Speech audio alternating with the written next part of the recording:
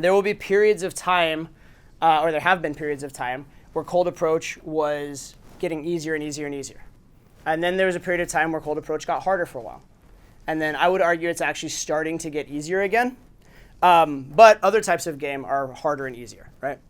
Early on, well, first of all, up until the year, like 1997, 98 or something like that, online game was impossible because it didn't even exist, right? Then online game at first was simultaneously really hard and really easy. It was really hard because there weren't a lot of girls on it, and so it was hard to make it an entire game ecosystem or game lifestyle. That said, the competition on online dating sites was fucking pathetic, and like if you had any idea of what you were doing, you could, the girls that were on those sites were low-hanging fruit for you, right? Over time, online dating got much better in the sense of more and more girls gravitated towards sites, and it was an absolute bonanza. But now it's getting a little more competitive, right? It's still a bonanza, but it's a more competitive bonanza. There are some guys who know what they're doing. The competition's definitely gotten harder than it was once upon a time, right? And so there's a shift over time. If the competition in online dating gets tremendously hard at some point, then it might make sense to shift from online dating back to live dating, right? Similarly, if you're talking about cold approach in nightclubs, if you were going to try and learn that, before 1999, 2000, if you were trying to learn that, it'd be tremendously hard to find good information and actually learn that kind of game. But there were girls going out to nightclubs, they were hooking up with guys, and that was a very, very abundant thing. And in the early 2000s, a lot of guys with only a bare smattering of game were starting to really crush it in nightclubs with just a few tools, right?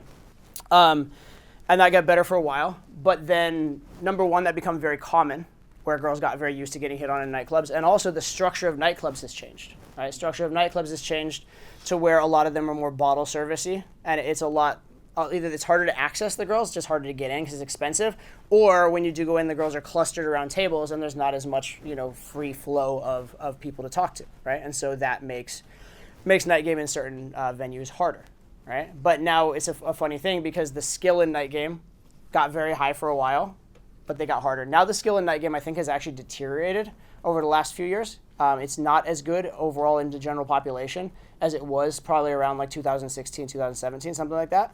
So the competition is less, but the venues are a bit tough, right? But the point is, whenever one thing gets harder, another thing gets easier.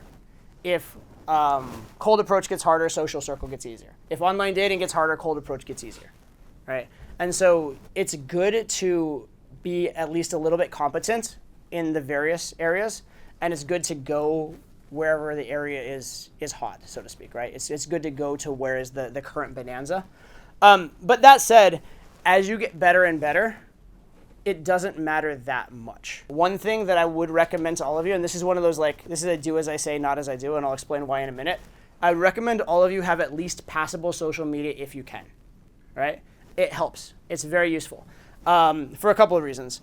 Number one, girls are on social media a lot, and so they're very used to it. They're very familiar with it. If you get contact information with a girl and you exchange numbers, I still think numbers are good. I still think you should probably favor numbers over Instagrams, but it's a great idea to get both if you have a decent Instagram, because that allows the girl afterwards to go online and get a little obsessed with you. It allows her to stalk you. It allows her to think of you in the aftermath. It allows her a week later to see one of your posts pop up and be reminded of that cute guy they met, and all of a sudden the number that's maybe gone stale is less stale again, right? And so that's a very useful thing. Some guys go to the level of having social media so good it actually actively attracts girls, right? I had one of my coaches, doesn't work for me anymore, but worked for me for a while, where he was updating his, I think it was his Snapchat, but he's updating it very well, and he was almost like telling a story of his life on Snap every day. And he would have girls actively follow him and becoming fans. And you have girls he met for got a 30-second close from, who then become a fan of his Snapchat, and then the next time he flies into the city, they pick him up at the airport and go have sex with him, right? And so that can be done through social media, right? And to a large extent, social media is just effort, right? I mean, remember in school where you do the projects, And it's not like the smartest kid who gets the best grade on the group project or whatever, or like the poster project or whatever. It's the person that put energy and time into making a good presentation, right?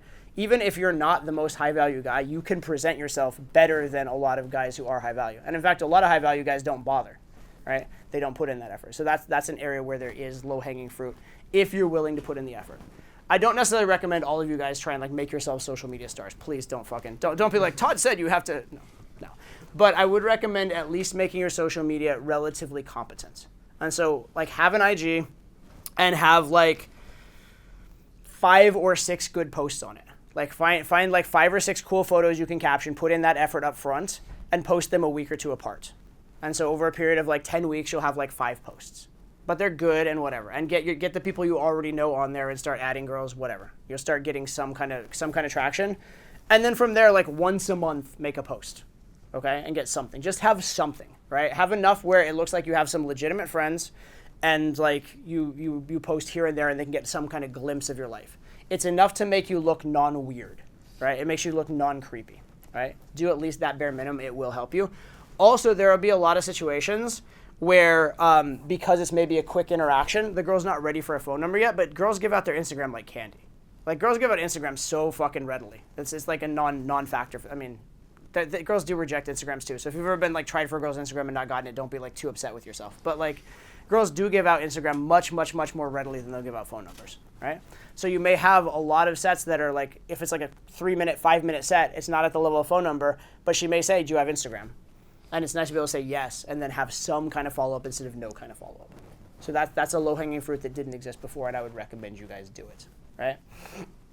I would also recommend, actually, these days, I think that far too many people are sitting in front of their computers all day, men and women, but far too many people are sitting in front of their computers and not interacting socially.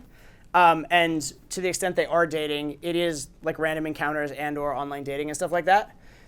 If you have hobbies that you like to do that plausibly involve women, I highly recommend going out and doing them in a scenario where you can meet women, right?